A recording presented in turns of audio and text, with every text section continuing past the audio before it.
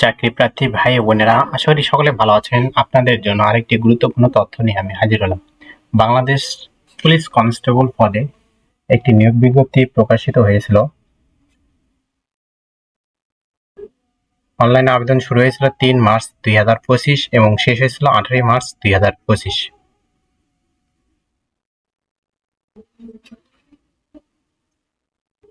আশা করি সকল প্রার্থীগণ অবশ্যই আবেদন করেছেন এবং আপনাদের পরীক্ষার তারিখ সম্বলিত অ্যাডমিট কার্ড প্রকাশিত হয়েছে।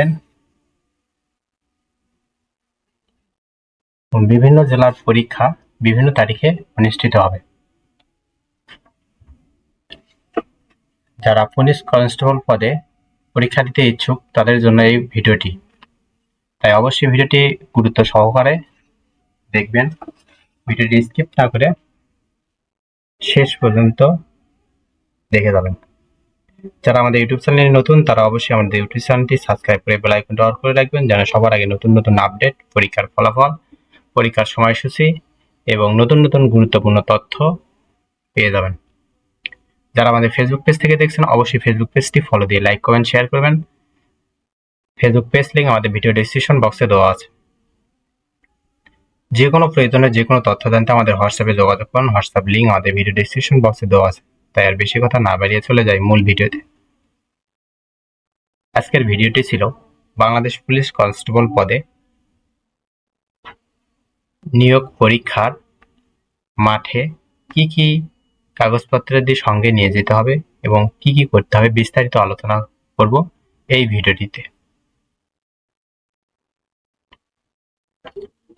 সকল জেলার প্রার্থীগণ যারা যোগ্য প্রার্থী, অর্থাৎ যারা আবেদন করেছিলেন তাদের ভিতর একটি শর্ট লিস্ট তৈরি হয়েছে এবং সেই শর্ট লিস্টের উপর ভিত্তি করে যারা যোগ্য হয়েছেন তারা অবশ্যই SMS পেয়েছেন এবং যারা যোগ্য হননি অবশ্যই নট সিলেক্ট SMS পেয়েছেন এবং যারা সিলেক্ট হয়েছেন তারা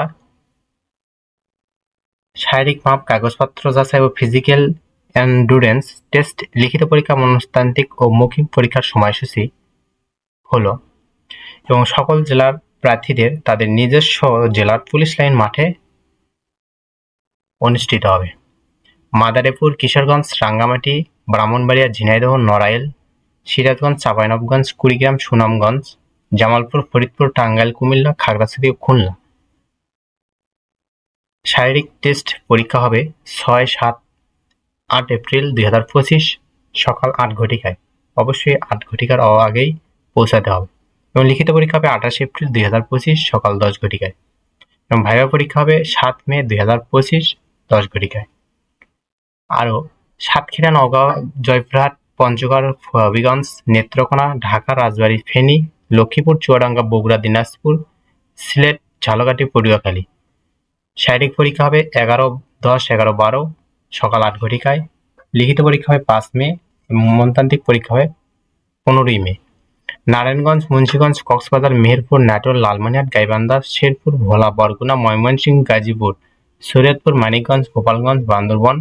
পরীক্ষা হবে 16, 17, 18 এপ্রিল সকাল 8 ঘটিকায়। লিখিত পরীক্ষা হবে 13 মে এবং ভাইভা পরীক্ষা হবে 22 মে। নোয়াখালী, বাগেরহাট, যশোর, রাজশাহী, ঠাকুরগাঁও, নীলফামারী, মৌলভীবাজার, নরসিংদী, চাঁদপুর, চট্টগ্রাম, কুষ্টিয়া, মাগুরা, পাবনা, রংপুর, পিরোজপুর, বরিশাল। শারীরিক পরীক্ষা হবে 19, 20, 21 এপ্রিল এবং লিখিত পরীক্ষা হবে 20 মে এবং ভাইভা পরীক্ষা হবে 29 মে।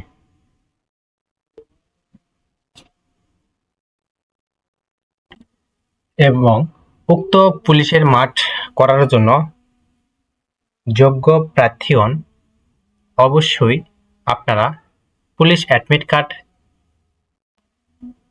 ইউজার আইডি এবং পাসওয়ার্ড ব্যবহার করে অনলাইন থেকে অ্যাডমিট কার্ড ডাউনলোড করে 2 কপি প্রিন্ট করবেন। 2 কপি অ্যাডমিট কার্ড মাঠে নিয়ে যাবেন এবং তার সাথে SSC মূল সার্টিফিকেট, শিক্ষাগত যোগ্যতা সাময়িক মূল কপি। যাদের সার্টিফিকেট না আসছে তারা অবশ্যই অ্যাডমিট এবং মার্কশিট নিয়ে যাবেন। চারিত্রিক সনদের মূল কপি, এটা হবে সর্বশেষ শিক্ষা প্রতিষ্ঠান, অর্থাৎ আপনারা যদি স্কুল স্কুল শেষ করে কলেজে ভর্তি হয়েছেন তারা অবশ্যই স্কুল থেকে নেবেন, এবং যারা এসএসসি পাস করছেন তারা কলেজ থেকে নেবেন। নাগরিকত্ব সনদের মূল কপি ইউপি চেয়ারম্যান বা সিটি কর্পোরেশন মেয়র, পৌরসভা মেয়র, ওয়ার্ড কাউন্সিলর কৃতক স্থায়ী নাগরিকের সনদপত্র অবশ্যই ইউনিয়ন পরিষদে বা পৌরসভায় বা সিটি কর্পোরেশনে পেয়ে যাবেন। অভিভাবকের সম্মতিপত্র আপনারা নিয়ে নেবেন। নিজের জাতীয় পরিচয়পত্রের মূল কপি, নিজের জাতীয় পরিচয়পত্র না থাকলে অবশ্যই বাবা মার এনআইডি কপির মূল কপি নেবেন। জন্ম নিবন্ধন সনদ গ্রহণযোগ্য নয়। সদ্য তোলা 3 কপি পাসপোর্ট সাইজের রঙিন ছবি সরকারি গেজেট কর্মকর্তা অর্থাৎ যারা বিশেষ ক্যাডার তাদের থেকে সত্যায়িত করে নিতে হবে।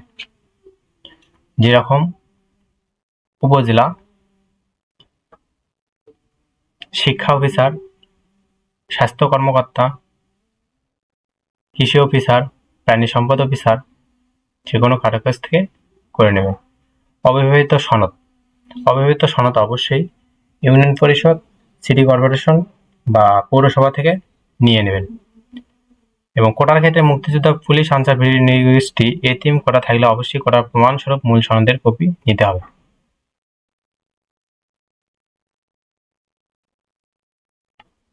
এই 8-9টি কাগজপত্র সংগ্রহ করার পর সবগুলোর এক কপি ফটোকপি করে সত্যায়িত করে এক সেট সাথে রাখবেন। অবশ্যই 8-9টা কাগজ ছাড়া কেউ মাঠে যাবেন না, যতদূর সম্ভব সংগ্রহ করে নিয়ে যাবেন। আশা করি আমার মতো কেউ বিস্তারিত বিশ্লেষণ করে বুঝিয়ে বলবে না। এখানে কিছু না বুঝলে বা জানার থাকলে আমাদের হোয়াটসঅ্যাপে যোগাযোগ করুন, আশা করি আপনারা উত্তর পেয়ে যাবেন। আশা করি সকলে বুঝতে পারছেন। যারা পুলিশের মাঠ করেন অবশ্যই এই কাগজপত্র দিয়ে অবশ্যই সঙ্গে নিয়ে যাবেন। পরবর্তী ভিডিওতে কোনো জব সার্কুলার বা নতুন কোনো তথ্য নিয়ে হাজির হবো। ততক্ষণ আপনারা ভালো থাকবেন, সুস্থ থাকবেন। যারা আমাদের ইউটিউব চ্যানেলটি সাবস্ক্রাইব করেন অবশ্যই সাবস্ক্রাইব করে বেল আইকনটা অল করে রাখবেন, এবং আমাদের ফেসবুক পেজটি ফলো দিয়ে লাইক কমেন্ট শেয়ার করবেন। ধন্যবাদ সকলকে।